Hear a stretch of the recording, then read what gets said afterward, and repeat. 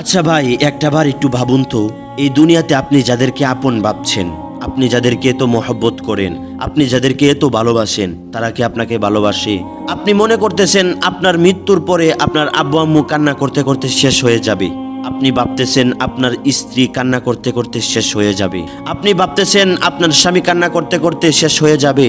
আপনি ভাবতেছেন আপনার ভাই বোন বন্ধু বান্ধব তারা মেনে নিতেই পারবে না যে আমার মৃত্যু হয়ে গেছে। তারা আমার জন্য অনেক কান্নাকাটি করবে, অনেক সময় ব্যয় করবে, আমার কবরের পাশে গিয়ে তারা কুরআন তেলাওয়াত করবে। কি ভাবছেন ভাই, এসব কি আসলেও হবে? ভাই, এসব কি আসলেই তারা করবে? ভাই, আপনি হয়তো জানেন না যে আপনি এই দুনিয়াতে আছেন, আপনার টাকা পয়সা আছে, তাই আপনার মূল্য আছে। আপনি যখন মৃত্যুবরণ করবেন, আপনি যখন এই দুনিয়ার মায়া ত্যাগ করে কবরের মধ্যে চলে যাবেন, তখনই আপনি বুঝতে পারবেন এই দুনিয়াটা আসলে কি ছিল।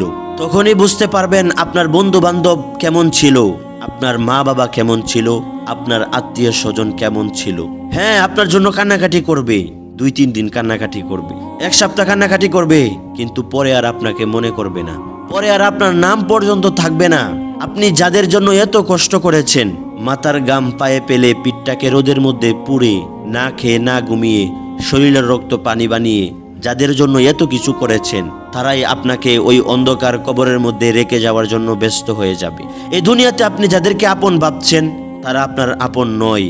এই দুনিয়াতে আপনি যাদেরকে এত বেশি মহব্বত করেন, এত বেশি ভালোবাসেন, তারা আপনাকে এতটা মহব্বত করে না, তারা আপনাকে এতটা ভালোবাসে না। আপনি মানেন আর না মানেন, আপনার নিঃশ্বাসটা বন্ধ হয়ে গেলেই আপনি বুঝতে পারবেন কে আপন ছিল আর কে পর ছিল।